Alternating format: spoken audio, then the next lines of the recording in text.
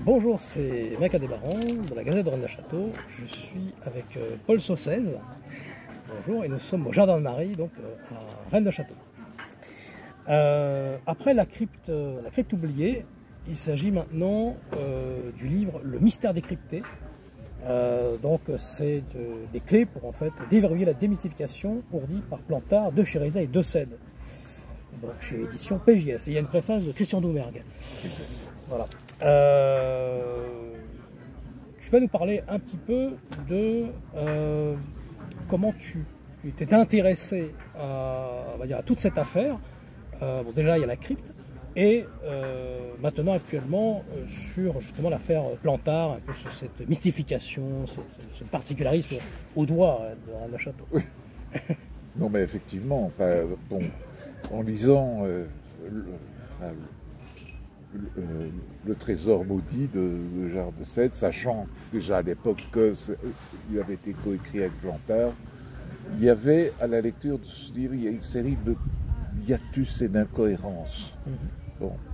Et donc, je me suis dit, je vais explorer ça en détail. D'un autre côté, dans le livre de Gérard de Sède, Le Trésor maudit, bien sûr, il reproduit l'illustration de la stèle de Marie de Nègre. Bon. Mais en fait, il n'élabore pas sur cette stèle, sur cette épitaphe. Il passe à côté et il nous parle alors de la pierre de Poulsourde, il nous parle de la fausse dalle horizontale qui est une invention, etc. Je me dis, bon, c'est curieux, je vais approfondir le sujet. D'un autre côté, je lis le livre de Luc Chaumeil. Quoi il s'appelle encore ce bouquin enfin bon. Il y a le Testament du Prix-Héritier. Le Testament du Prix-Héritier. Qui était dans Charivari d'ailleurs, de 1974, où il y avait les statuts du Prix-Héritier. Oui, voilà. Donc je lis ce bouquin, et dans ce bouquin, il y a effectivement la reproduction d'un manuscrit de Philippe de Chérizet, où il décrit le codage de la stèle de Marie de Nègre, qui, bon, au lieu, on passe de Sigie, noble Marie, etc., à bergère, pas de tentation, etc., etc. Bon. Je lis ça, et je trouve que dans le récit, enfin dans la description que donne de Chérizet, c'est truffé d'erreurs, d'omissions, il saute des étapes, etc. Je dis, bon, c'est pas lui qui a écrit ça, pas possible. Bon. Donc j'ai reconstitué les manquants. Parfois, c'est lourd, hein, parce que, bon, quand il saute une étape, il faut reconstituer les 128 lettres par le chiffre de Vigenère, ça prend un certain temps. Bon. Donc c'est ce que j'ai fait, et je me suis aperçu d'une chose bizarre. Le point de départ de l'explication de Chérizet, c'est qu'il faut repérer dans le grand parchemin 128 lettres parasites. Bon. C'est le point de départ. Mais je dis c'est quand même curieux. Enfin, le fameux parchemin, entre guillemets, grand parchemin, c'est une fiction, hein, c'est une invention, ça a été créé toute pièce. Pour arriver à la fin, à bergère, pas de tentation. Mais je me dis, au fond, la façon dont ça a été construit réellement, c'est l'inverse. On est parti de bergère, pas de tentation, et on remonte. À la fin, on dégage les 128 lettres qu'on éparpille dans le document, dans le fameux grand parchemin, bon, qui n'en est pas un, bien sûr. Bon. Et donc, dans les dernières phases, après avoir traité plusieurs fois, je dirais, le texte par le chiffre de Vigenère, dans les dernières phases, il y a un truc beaucoup plus compliqué. C'est le cavalier de l'air. Bon.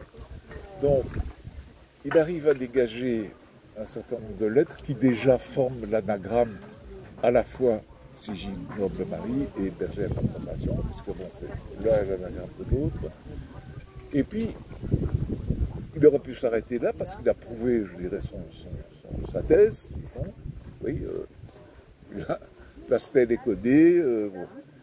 Non, il nous invite à disposer ces lettres sur 2 échiquiers. Et il fait parcourir un cavalier, un cheval, sur ces échiquiers dans un certain ordre qui fait que finalement, ben, on arrive à Bergère pas de tentation. Bon. Et pourquoi c'est le cavalier d'Euler? Parce que Euler est celui qui a théorisé cette marche du cavalier. Donc, il a publié ses recherches sur ce cavalier, sur la marche du cavalier. Donc, c'est la marche du cavalier qui doit passer par toutes les cases sans revenir par toutes les cases de l'échiquier, sans revenir une seule fois sur une case qui a déjà été parcourue. Donc, c'est un problème très ancien, mais il l'a théorisé dans une revue allemande, en français. Bon, il ne faut pas oublier qu'à l'époque, on était au XVIIIe siècle, le français était la langue scientifique, la langue diplomatique. Toutes les cours européennes parlaient français, donc bon, voilà. Il est suisse, Euler. Et donc, il propose plusieurs solutions sur des échiquiers 64 cases, sur des échiquiers beaucoup plus grands, de 100 cases, enfin bon. Et il y en a un qui a retenu mon attention, parce que donc, ce sont des cases numérotées, 1, 2, 3, 4, etc. Et on fait, bon, mais graphiquement, il ne nous a pas reliés. Donc, moi, je prends ça et je les relis graphiquement, et je tombe sur un graphisme qui est pratiquement le même que celui que De Sède a publié non pas dans le Trésor maudit, mais dans Signé Rose-Croix. Oui. Dans Signé Rose-Croix, c'est à peu près le même texte que le Trésor maudit. Et là, dans une annexe, ça a l'air d'être vraiment une sorte de détail, il publie, et c'est assez curieux, le Bergère pas de tentation, mais décomposé en 6 tableaux. Ces tableaux, ce sont des échiquiers, c'est des tableaux de 64 cases chacune. Et curieusement, c'est numéroté en abscisse et en ordonnée, exactement comme on numérote les cases au jeu d'échecs. Donc je me dis, là-dedans, il y a quelqu'un qui est un maître des échecs, mais quelqu'un qui connaît bien le jeu, a dû intervenir dans la composition de tout cela. Donc je reconstitue la chose, et effectivement, le point, parce que bon, on sait qu'il faut aboutir à Bergère pas de tentation, parce qu'on a testé. En principe, on n'a pas la solution. Donc il faut savoir par quelle case commencer. Bon, et là, ça devient très subtil, parce qu'il y a vraiment les joueurs d'échecs qui sont susceptibles de découvrir par quelle case il faut commencer. Et c'est la case F6. Bon. Et la case F6, quand on joue aux échecs, enfin je joue aux échecs, je me connais un peu, c'est c'est un mouvement du cavalier donc, qui passe de sa position initiale à la case F6. Et ça, c'est une manœuvre qui a été pratiquée par de grands maîtres, notamment Alekhine et j'ai oublié son nom, c'est un nom compliqué, c'est un russe, mais ça s'appelle la défense Alekhine. Donc, quand vous jouez aux échecs, c'est toujours les blancs qui commencent, et quand les blancs commencent à jouer, ça s'appelle une ouverture. Les noirs, après, répondent à l'ouverture, et on appelle ça une défense. Donc la défense Alekhine. Ce mouvement de la case vers la case F6 est propice à la réussite de la partie, et donc aussi à la réussite du décodage. Mais donc il a fallu que ce soit,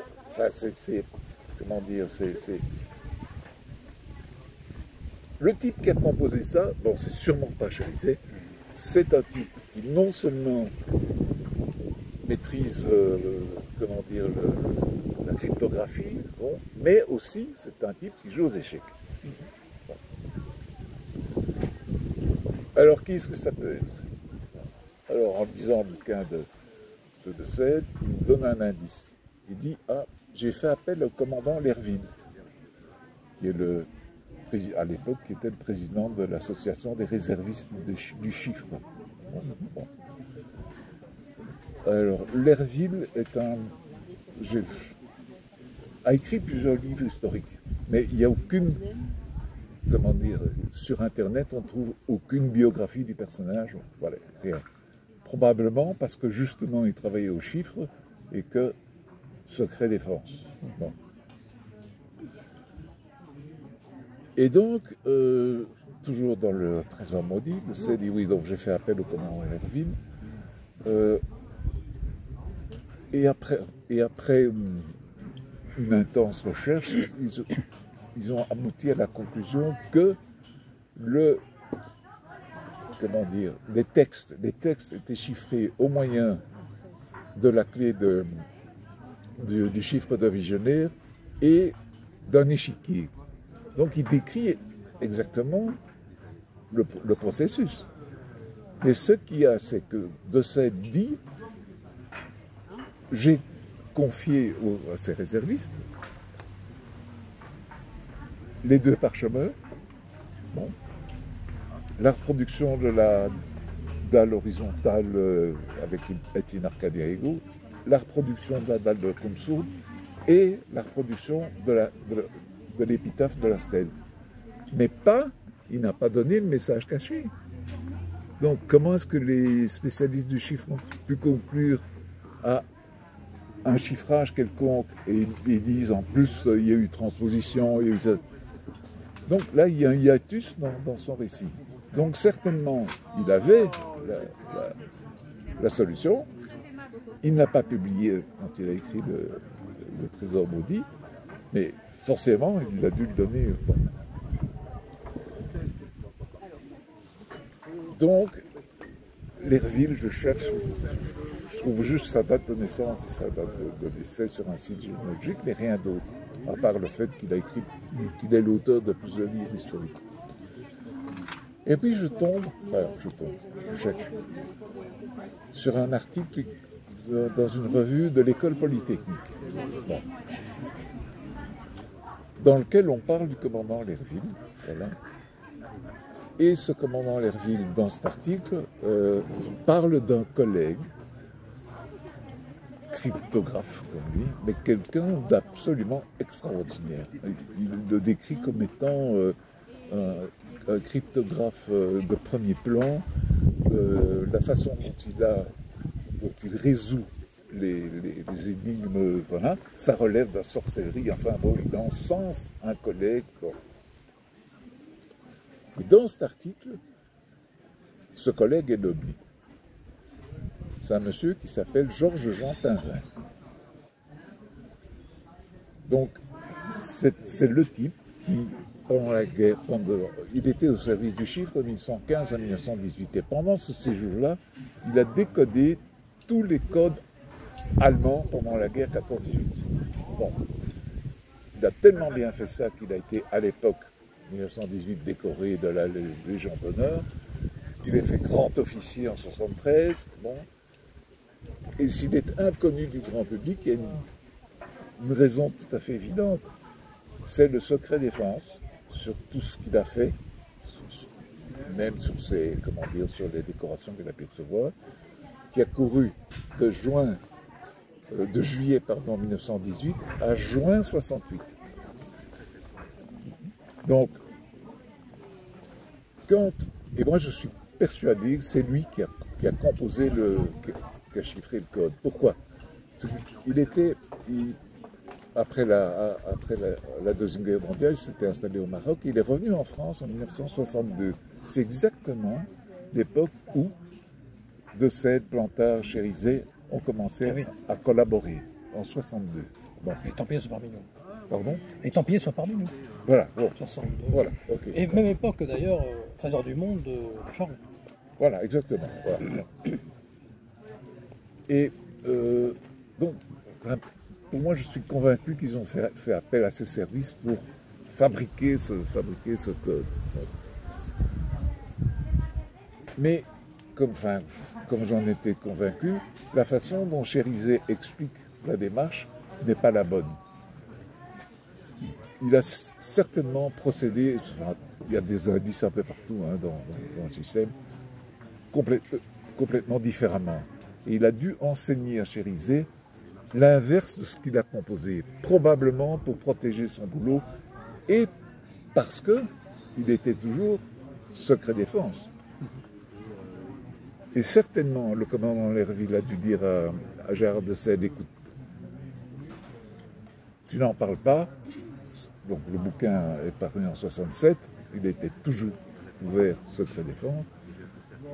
Ok, mais tu ne parles pas. De l'ordre de Rennes. Voilà, dans le Trésor maudit. Oui.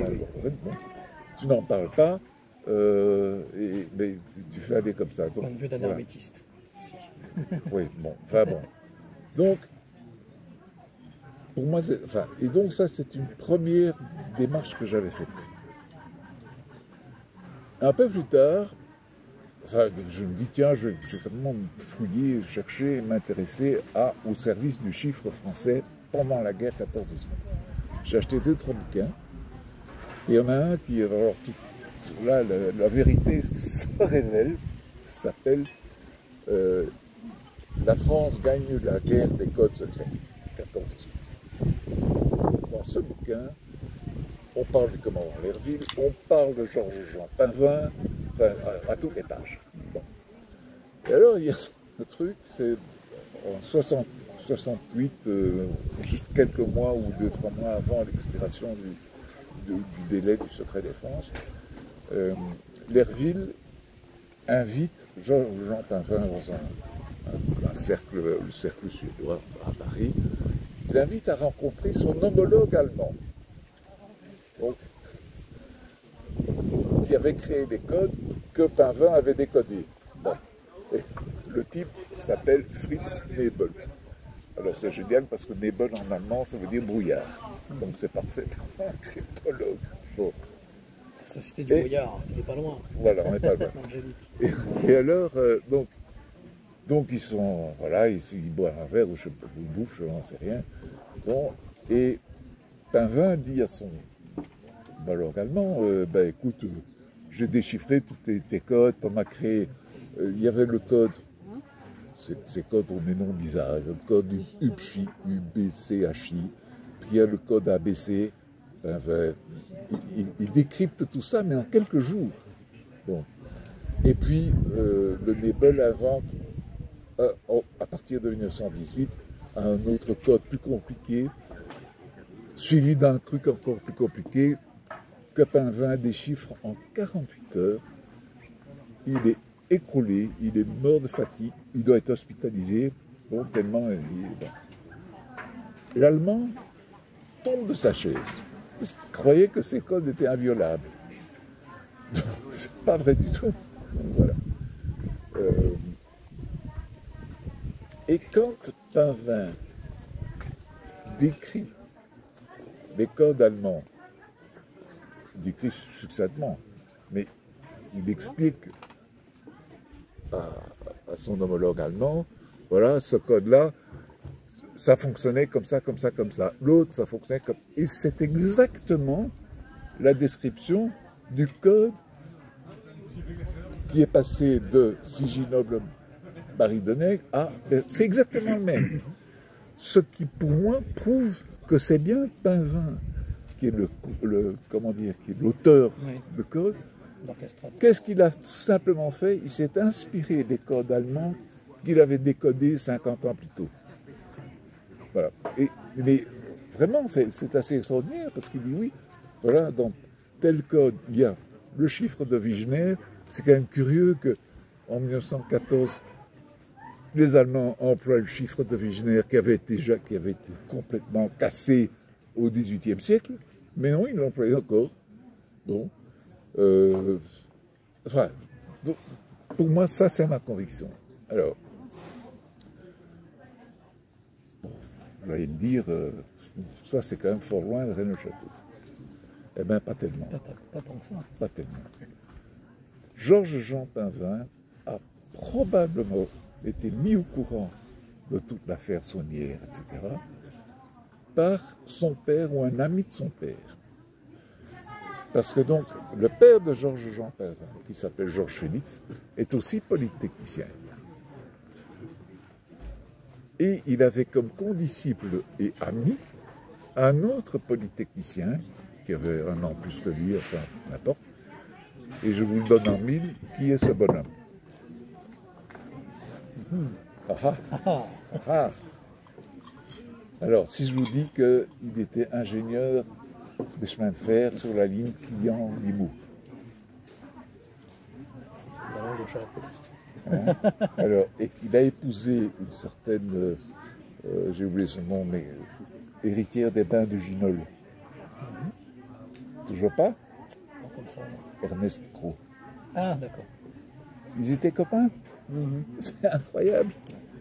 Donc, évidemment, c'est la génération au-dessus de Georges, mais tout à fait, comment dire, probable et possible même que les deux se soient entretenus des folies de Béranger Saunier à Rennes-le-Château, que Cros connaissait très bien à partir de 1887, et donc il est fort probable que le fils, pas nécessairement quand il était gamin, mais avant, par exemple, d'entrer à Polytechnique, donc il avait 18, 20 ans, quelque chose comme ça, ou même après, quand il est sorti, puisqu'il est sorti en 1905, ou 6, je ne sais plus.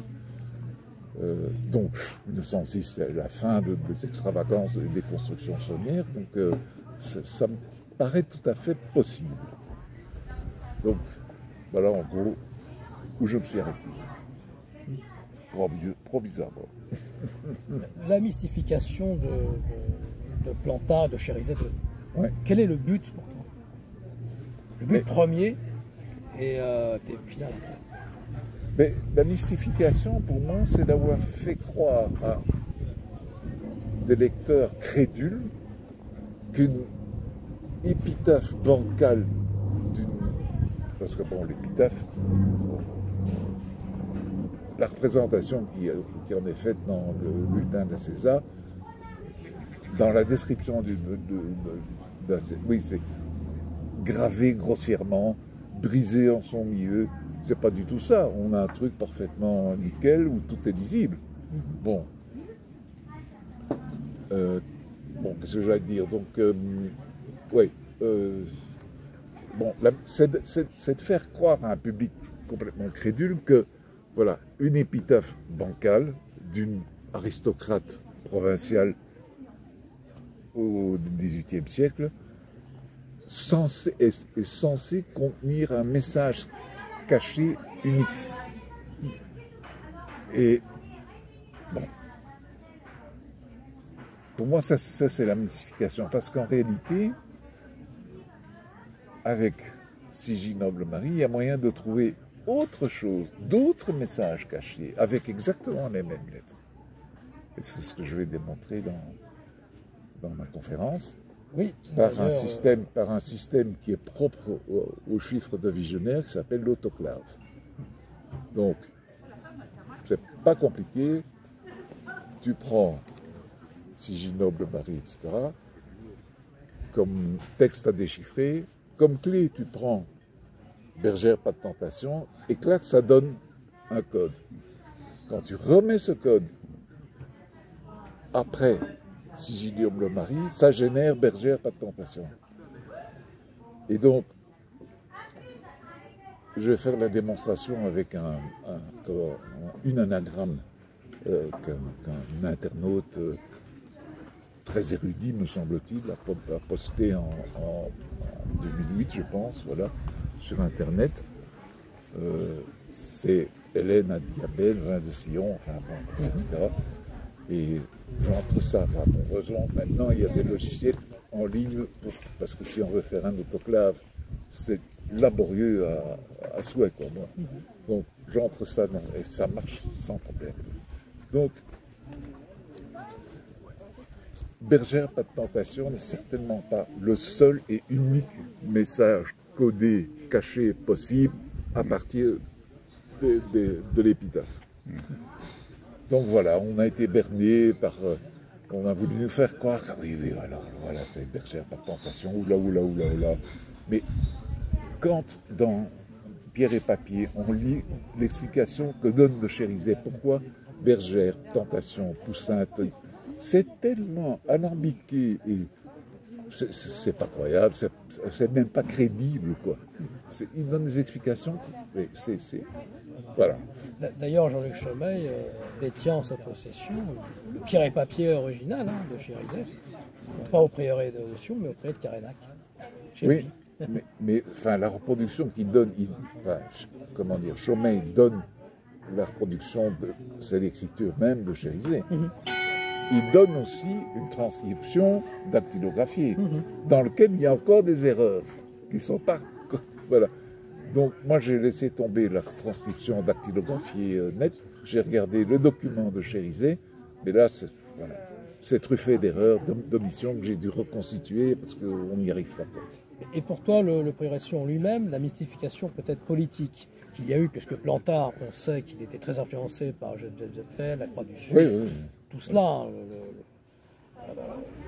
Oui, enfin, quel est pour toi le but, peut-être, autre qu'une mystification de codage, mais un but derrière, peut-être politique ou d'une autre société, qui serait en cache du prieuré de Sion Oui, mais alors là, je ne vois vraiment pas quel est le substrat politico, machin, à partir de la stèle de Marie-Thérèse. Oui. Je ne vois pas du tout. Mais bon, il y a d'autres trucs dans la vie de Plantard et dans voilà. C'est la théorie un peu justement sur l'histoire du triangle Gisors, enfin Argini, Gisors, Rennes Château, comme quoi le prieuré de Sion, il serait né un peu dans les antagonismes de Lyon, d'Argini, à Gisors après en 62, puis en 67 à Rennes Château. Il se termine en fait à Rennes Château, mais au départ il commence à... Le livre de Jean-Patrick Portal est emplié au prieuré de Sion. Oui, ben enfin, ça c'est vraiment, je dirais, quelque chose que je n'ai pas du tout étudié. Hein, donc voilà, moi, vraiment, c'est étudier la mystification qui tourne autour du codage, de la stèle. Quoi. Donc, je rappelle que Jean-Patrick organise le cycle de conférences au Rennes Château, où tu as ta conférence également. Voilà. Bon. Sur une conclusion, est-ce que tu aurais un dernier message à faire passer, ou peut-être un prochain livre, ou un autre dossier sur lequel tu vas aborder? C'est possible, enfin, c'est comme je t'ai dit la dernière fois que tu m'avais interviewé, c'était il y a un an, il y a 2 ans même, et tu m'avais posé la même question, et tu dis, ben oui, il y a toujours des choses à trouver, et hop, et il y a le bouquin, et voilà. Le mystère décrypté, que j'ai ça. Malheureusement, je l'ai sorti trop vite. Je l'ai sorti, et les informations sur, comment dire, le service du chiffre avec, comment dire, Georges Jean Pinvin, que je cite déjà, ça m'est venu après, quand j'ai lu ce bouquin sur la France décode le chiffre. Non, oui, le livre. Le livre, oui, c'est ça, voilà. Donc, c'est venu après et trop tard, quoi. Bon. Mais curieusement, enfin, la demande pour la crypte oubliée ne faiblit pas. J'ai rencontré Hélène Colmenero à la librairie et je dis, mais ça va, est-ce que vous avez assez de... Oui, on a assez de mystère décrypté, ça va, mais il nous faut encore des exemplaires de... Et je dis, mais j'ai quasiment plus rien. Et puis je me suis souvenu que j'avais donné des exemplaires à l'hypermarché Leclerc à Limoux. Donc aujourd'hui, j'ai fait l'aller-retour.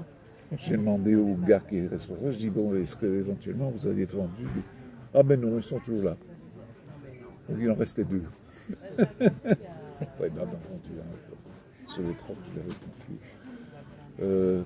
Voilà, donc, à mon sens, il faudrait peut-être penser, mais ça coûte une fortune. Enfin, j'ai fait tout ça à compte d'auteur, c'est très cher. À rééditer la crypte oubliée avec une annexe, alors, avec ce que je viens de dire. Bien, donc on rappelle le Rennes Château, le mystère décrypté, donc chez édition PJS, avec une préface de Christian Doumergue. Ouais. Voilà. Paul. Merci, Mike. Merci à toi.